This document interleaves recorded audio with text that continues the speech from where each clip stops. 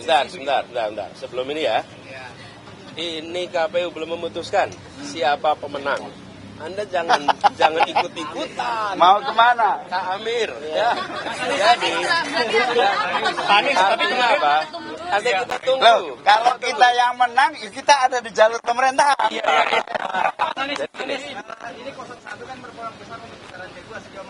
Jadi gini, kami melihat praktek-praktek tekanan, imbalan, pra TPS ini yang berpotensi menjadi permasalahan.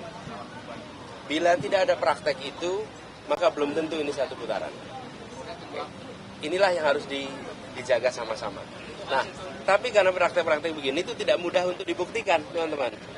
Karena itu saya ingin mengajak pada semua, pemilih 1, pemilih 2, pemilih 3. Pilihan capresnya, cawapresnya boleh beda. Tapi pilihan pilpres jujur harus sama.